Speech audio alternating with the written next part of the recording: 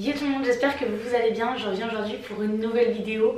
Ça va être encore une vidéo blabla aujourd'hui. On va discuter ensemble. Ça y est, je reviens sur YouTube petit à petit. Et justement, je viens dans cette vidéo pour vous annoncer un petit peu le contenu qui va suivre dans les prochaines semaines. Je pense que je serai assez explicite dans le titre, donc je peux pas vous faire un gros suspense.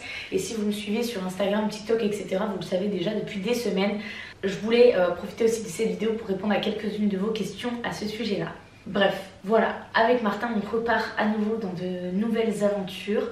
On repart plus de 2 mois en Asie du Sud-Est. Je suis tellement contente et pressée. Là, on part dans moins de 20 jours. On part le 21 mars. On arrive sur le sol thaïlandais à Bangkok le 22. On part vraiment pour un périple puisque clairement on n'a que nos 10 premiers jours qui sont organisés.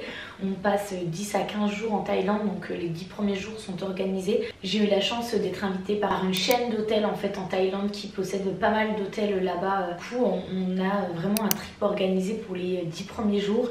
Et ensuite on a notre billet retour qui est le 27 mai. Là 2 mois où clairement on verra bien ce que l'avenir nous réserve.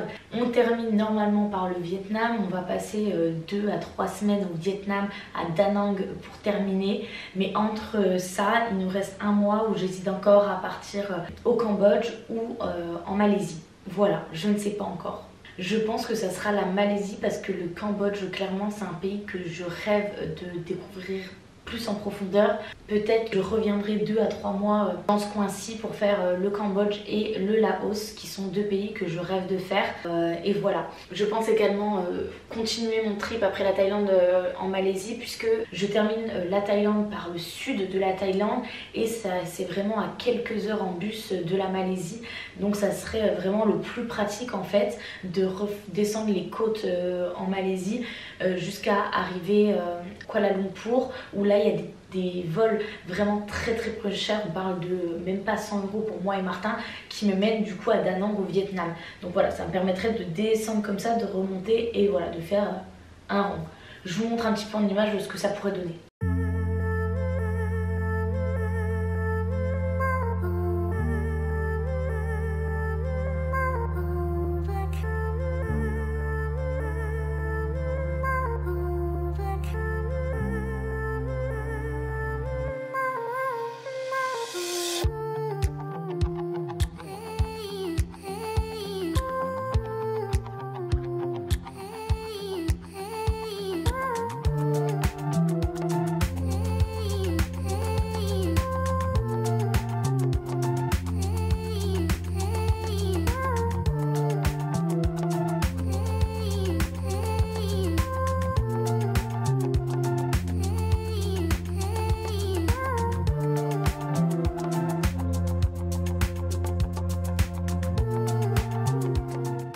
Voilà un petit peu ce que j'ai en tête, mais comme je vous dis, tout peut changer. On n'a rien de réservé à part les 10 premiers jours. Donc vraiment, ça se trouve, je vais kiffer la Thaïlande et on va y rester 2 mois et demi.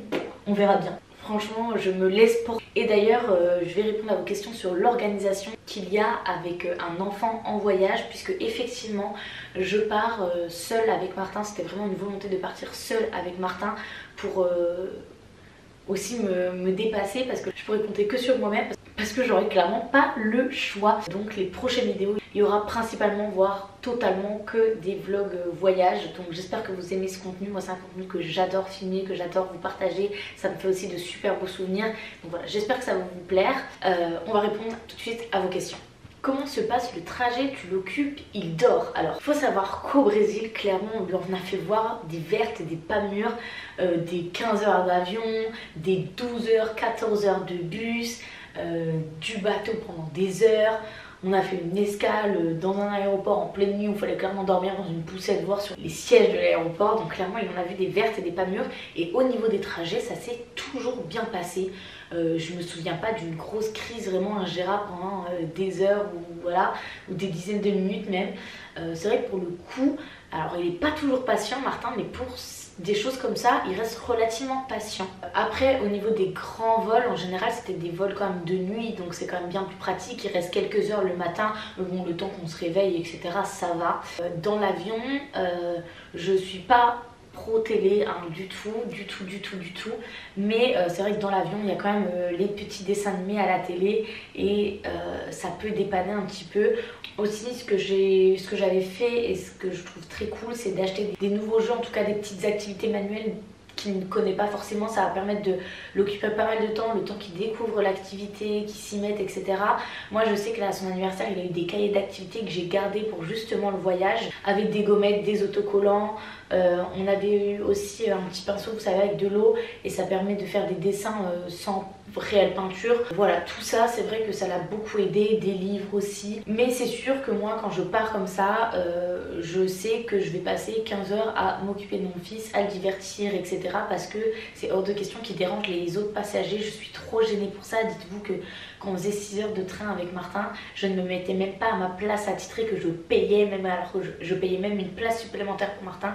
Je me mettais dans les couloirs tellement que j'avais peur de déranger. Donc ça pour le coup je suis assez vigilante là-dessus. Après ça peut toujours arriver et on fait au mieux. Mais là franchement ça s'est toujours bien passé. Et c'est vrai que Martin, une fois qu'il dort, quand je suis avec lui, il dort quoi. Moi à la rigueur je dors un peu moins bien parce qu'il va se mettre sur moi, sur machin. Mais bon, je suis adulte, je sais gérer ma fatigue. Et lui l'essentiel c'est qu'il dorme bien. Donc voilà, pour le trajet, ça se passe comme ça. Comment tu gères les bagages pas trop volumineux, d'avoir toutes vos affaires à tous les deux? Alors, au Brésil, on avait pris presque tous les bagages dont on avait le droit. Donc c'est-à-dire 2 bagages en soute et 2 sacs à dos, plus la poussette qui comptait pas. Les 2 premiers mois, ça allait, on était dans de la maison, on bougeait pas trop, enfin nos affaires étaient rangées. Mais le dernier mois de road trip, on s'est vite rendu compte que ça pouvait être relou. Même pour les vols intérieurs, on devait du coup payer des bagages en soute à chaque fois. Pour les bus, etc. Les bateaux, on est très vite encombrés. Donc là j'ai décidé de ne pas faire la même erreur, surtout que je pars toute seule avec Martin.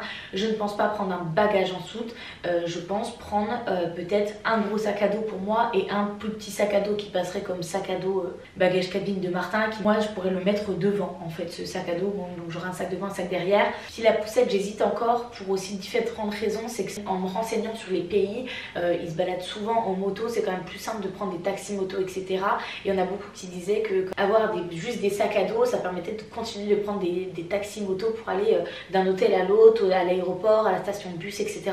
Donc ça c'est vrai que c'est quand même bien plus pratique. Surtout que là j'aurai quand même beaucoup de déplacements. Enfin en Thaïlande je vais beaucoup me déplacer en bus. Ensuite je vais quand même prendre 2 fois des avions en vol intérieur. Je pense que je vais partir comme ça avec que des bagages cabine en sac à dos, pour pas trop m'encombrer.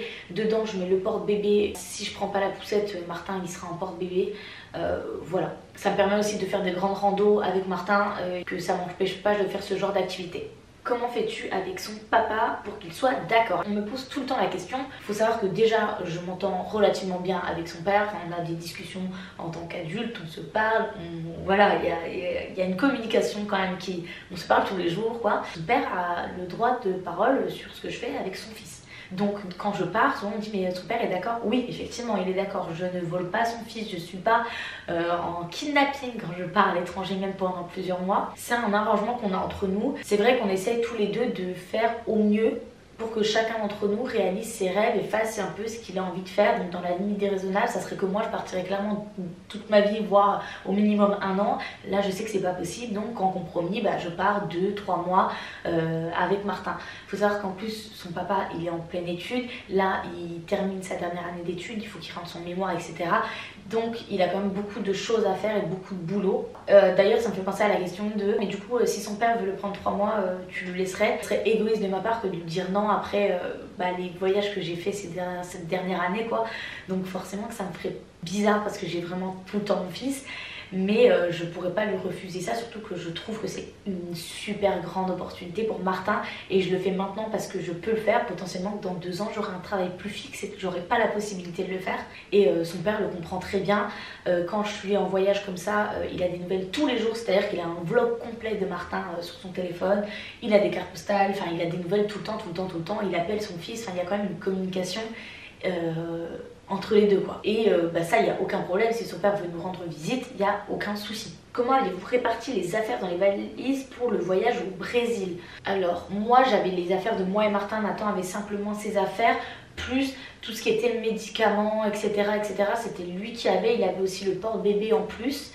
Voilà, mais je me souviens pas qu'on ait une organisation très ficelée, on était un petit peu à la dernière minute. Pour vous dire, là je pars dans 15 jours, j'ai clairement pas d'affaires de fête, j'ai même pas les sacs en fait, enfin je sais même pas trop quel sac je vais prendre pour y aller, enfin on est un peu à la dernière minute et du coup on n'est pas vraiment stressé quoi. Du coup au retour, moi mon sac était beaucoup trop lourd parce que j'avais mis au max des trucs, des pulls etc bourrés dedans parce que j'avais peur qu'arrivé en France on est super froid. C'était le cas d'ailleurs, donc j'avais mis tous mes pulls, donc il était trop lourd mon sac. Et donc on a dû en plein milieu de l'aéroport changer dans les valises, des trucs comme ça, pour qu'au final elles me disent que mon sac n'est pas un bagage cabine, alors que on avait pris plusieurs fois l'avion et c'était toujours passé en cabine. Et au final, je sais pas comment ça s'est passé, mais il y a eu une faille.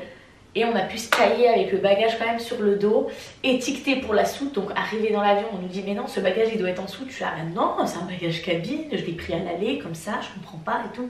Au final, la fille qui me contrôle, elle capte qu'il y a une douille, elle m'arrache l'étiquette, elle me dit allez-y, taillez-vous, allez mettre ça dans votre cabine.